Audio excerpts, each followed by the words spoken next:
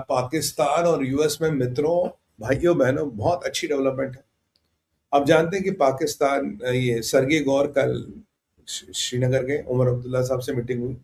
उमर अब्दुल्ला का स्टेटमेंट भी अच्छा रहा। फिर मिस्टर गौर ने कहा कि भाई duty of J&K is an important part of India.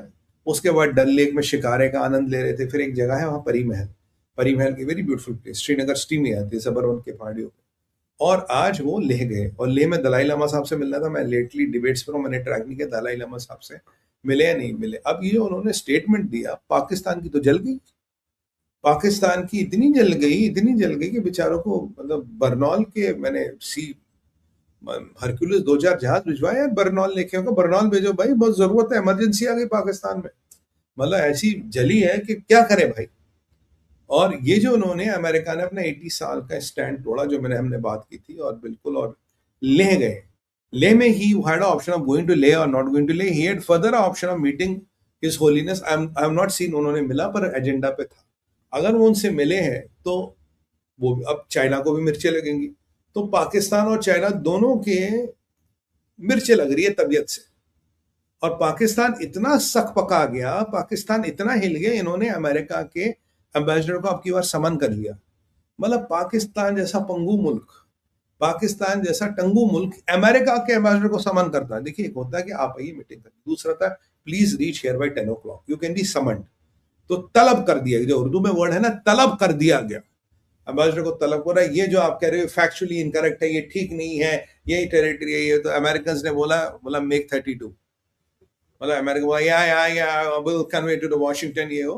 बोला भैया, और ये जो सरगे गौर गया, और ये कब गया? जब इस्लामाबाद एमओयू खत्म हो गया। ये कब गया? जब इस्लामाबाद एमओयू खत्म होते ही कतरियों ने हाथ धोया, सऊदी ने, सॉरी, कतरियों ने हाथ धोया, पाकिस्तान, कतरियों ने हाथ धोए, ईरान ने हाथ धोए, अमेरिका ने हाथ धोए। ये तब गया, और ये तब गया जब परिस्थितियां पूरी भारत के फेवर में है। और वहां के, और सबसे मजेदार बात, कश्मीर की सर जमीन पे जाके अनाउंस करता है कश्मीर भारत का पार्ट है। That period, story over.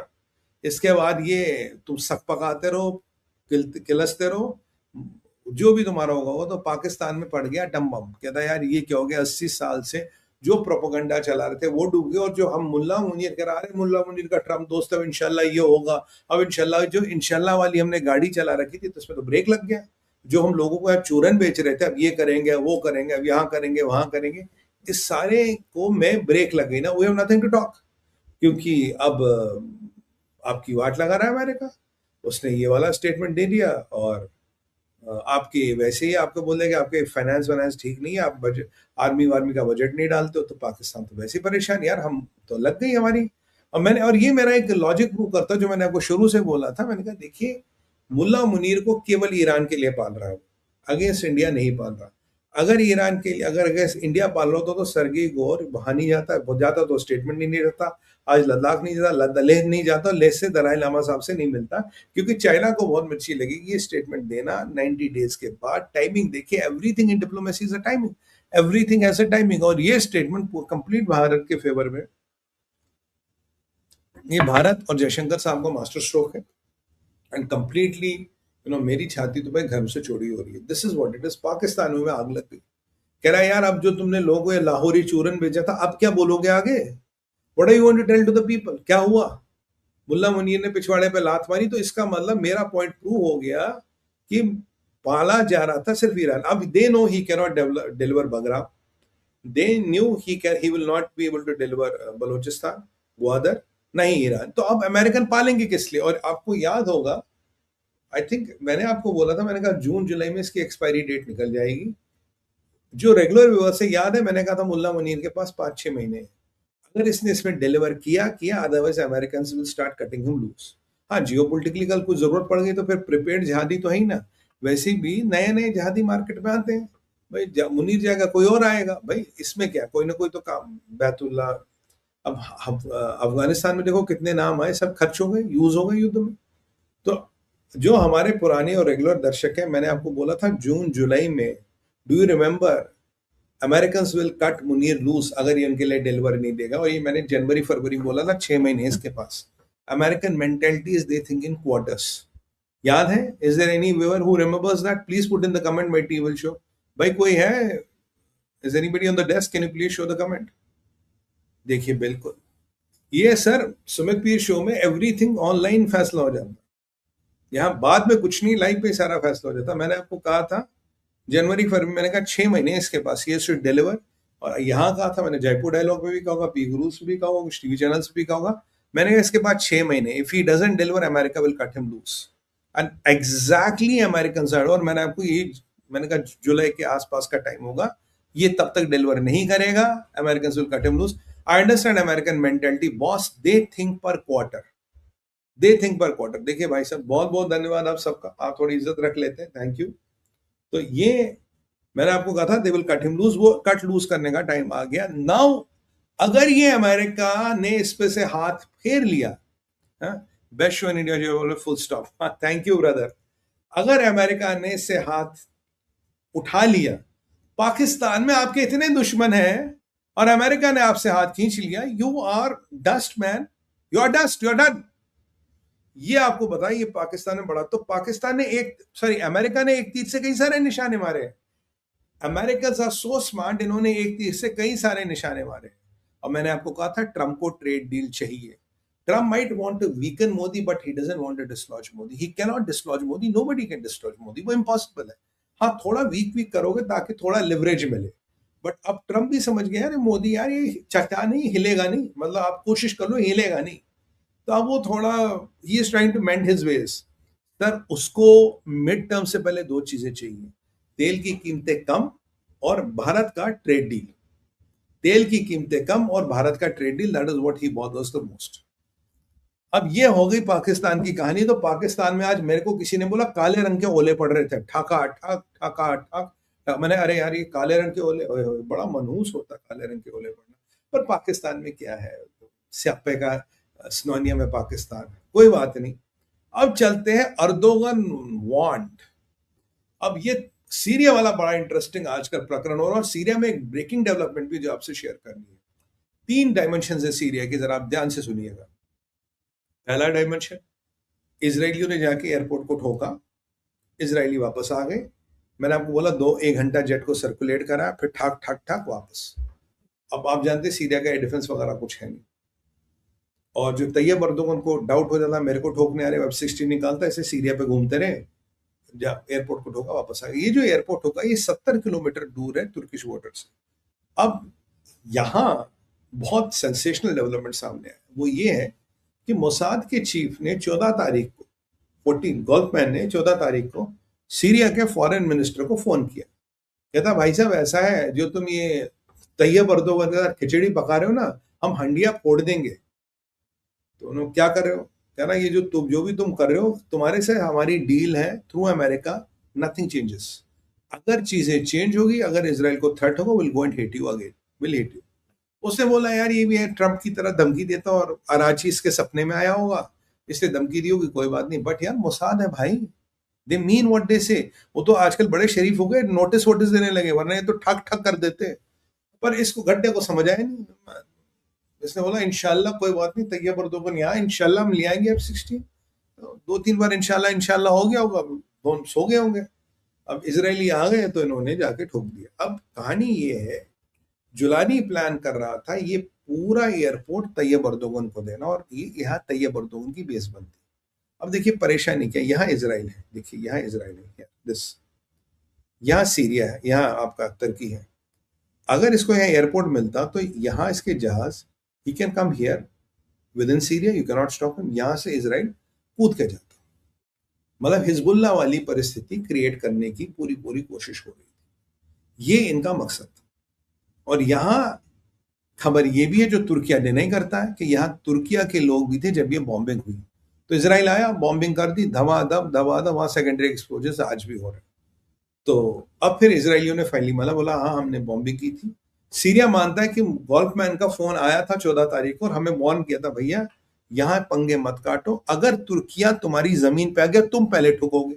अब तैयब अर्दोगन के चक्कर में तो बहुत लोग ठुकने वाले हैं, by the way. Tayyip Erdogan और पाकिस्तान के चक्कर में बहुत लोग ठुकने वाले. हुतियों ने तो भाई साहब आजकल अपनी पूरी हिट लिस्ट निकाल दी है, उस पर भी बात करेंगे. तो ये इनकी कहानी थी।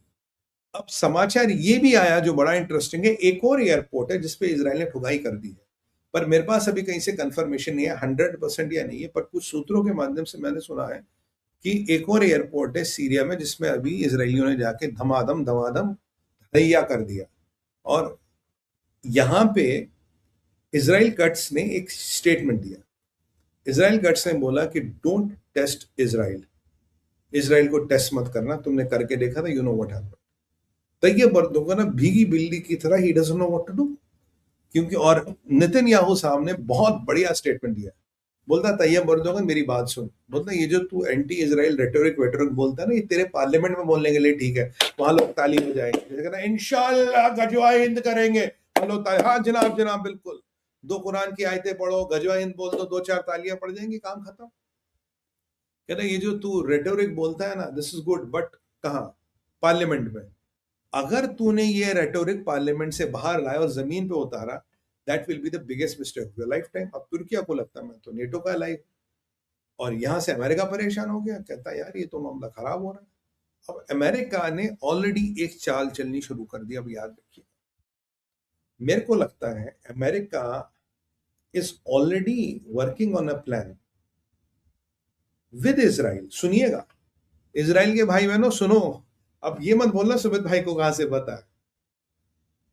America is working on a plan with Israel. और क्यों? जब ये कहानी हुई, अमेरिका का एक रिप्रेजेंटेटिव सीरिया में बैठा था। कोइंसिडेंस? नो। अमेरिकन एक सीरिया में बैठा था और वहां के डिफेंस मिनिस्टर वगैरह से कुछ बातचीत वगैरह हो रही थी। उसने इमीडिएटली सिचुएशन को डेस्केलेट कर लिया। हुआ क्या बैकएंड में, जो मेरा एनालिसिस है, America wants to get rid of Tayyip Erdogan.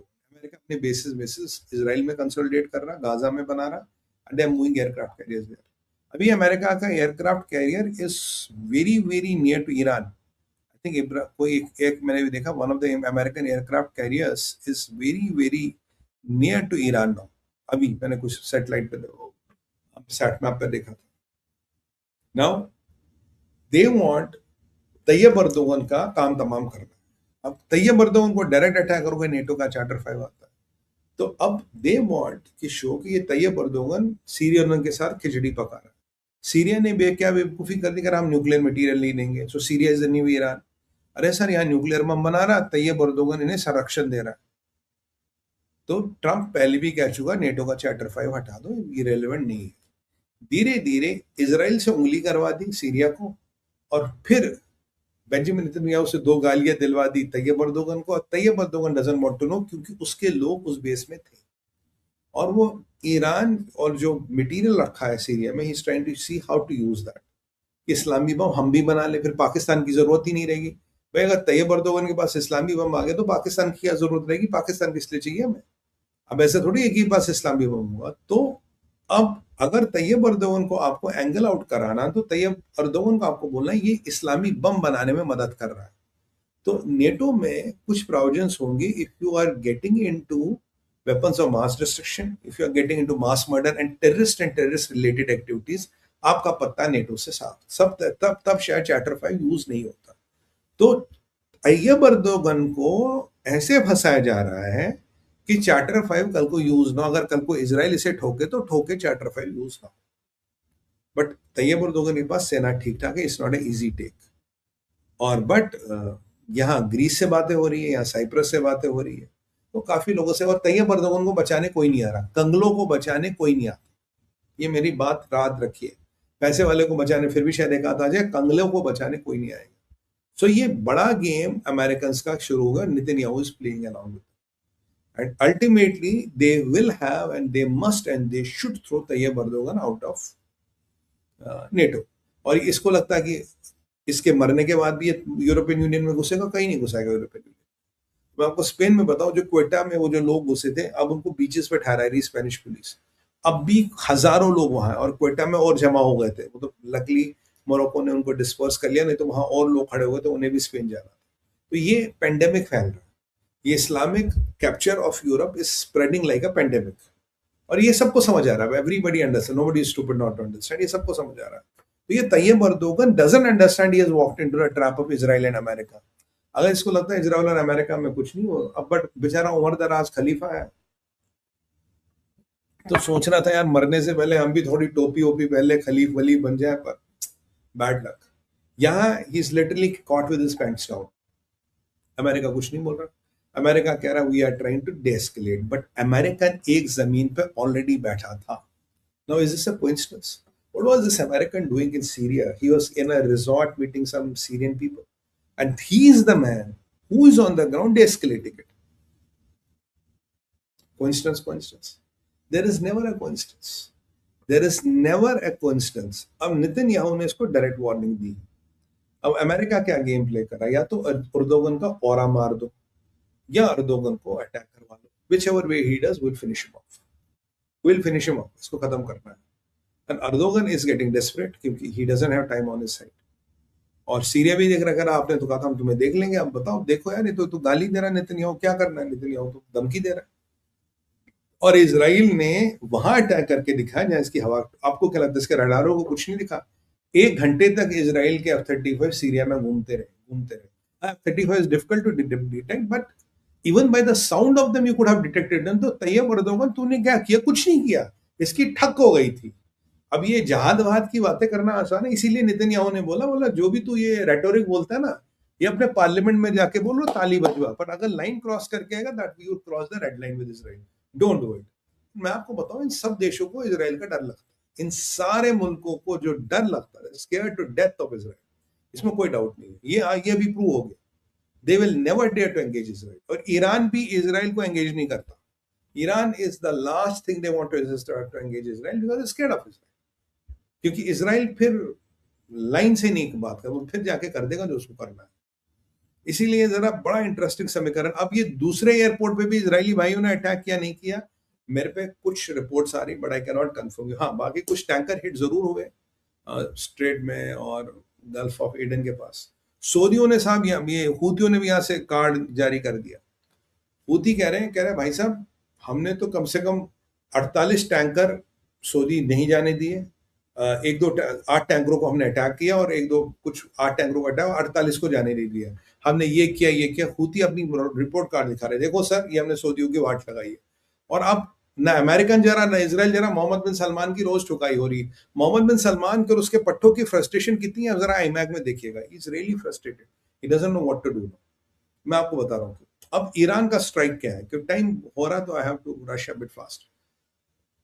Iran का स्ट्राइक प्लान बन गया है। Iran is going to do a strike because blockade will kill them, और 3 या 6 महीने बाद वो स्ट्राइक करने लायक भी नहीं रहेंगे, मतलब 1 नंबर 2 नंबर भी बंद हो जाएगा, ऐसी हालत हो जाएगी।